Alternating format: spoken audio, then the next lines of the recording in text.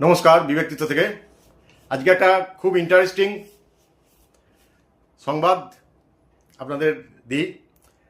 দেখুন, স্বামীজি বলে গিয়েছিলেন যে রামকৃষ্ণ দেবের জন্মানোর সঙ্গে সঙ্গে কিন্তু কলিযুগের শেষ, তার মানে সত্যযুগ শুরু।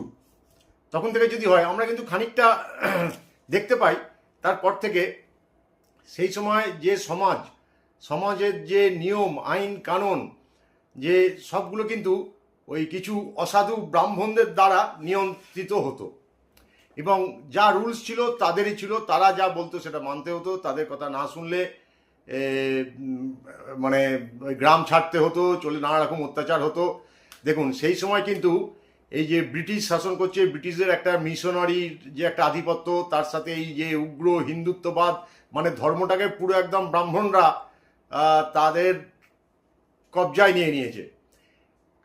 সতীদাহ প্রথা, মানে একদম কলির চরম যেটা নৃশংসতা, একজন মহিলাকে তার স্বামীর সাথে পুড়িয়ে দেয়া, মানে এইটা কত মানে নোংরা ধরনের আচরণ বলুন তো। এবং সেইগুলোকে আস্তে আস্তে সেই ব্রাহ্ম সমাজ তৈরি হয় কিছু মানুষ, মানে রবীন্দ্রনাথের যারা পরিবার ছিলেন, তারপরে রাজা রামমোহন রায়, তারপরে রানী রাসমণি, তার জামাই বিদ্যাসাগর, সবাই মিলে, আরও অনেকে ছিল, মধুসূদন দত্ত, সবাই মিলে যা চেঞ্জ করে কলিযুগের শেষের দিকে এই অংশটা। তারপর আস্তে আস্তে ওদের হাত থেকে তারপরে রামকৃষ্ণ দেব এলেন, আবার নতুন করে ধর্ম স্থাপন করলেন, এই সবগুলো হলো।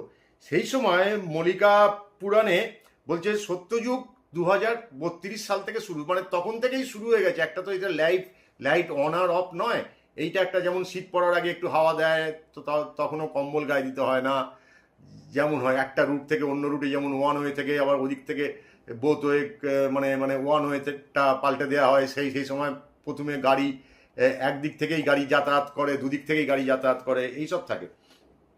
তো সুতরাং কলির আয়ু হচ্ছে 4,32,000 বছর। আর ত্রেতা যুগ আর হচ্ছে দ্রাপর যুগ ছিল 12,96,000 বছর এইটা। আর সেই সময় সত্যযুগের আয়ু ছিল 400 বছর, এবং পরবর্তী 3 যুগে সেটা 100 করে কমতে কমতে কলিযুগে 100 বছর, এই হচ্ছে আয়ু। সুতরাং আমরা কিন্তু আস্তে আস্তে, তারপর ধরুন নারী স্বাধীনতা, নারীদের পড়াশোনা, বিধবা বিবাহ, এইসবগুলো আস্তে আস্তে একটা উন্নত স্টেপে আমরা পদার্পণ করেছি সেই যুগটার সময়, আজ থেকে ধরুন 170 কি 200 বছর আগে সেই সময়। সুতরাং আমরা বলতে পারি যে আমরা কলিযুগের একদম এন্ডে চলে এসেছি। আস্তে আস্তে আমরা একটা নতুন যুগে ঢুকবো।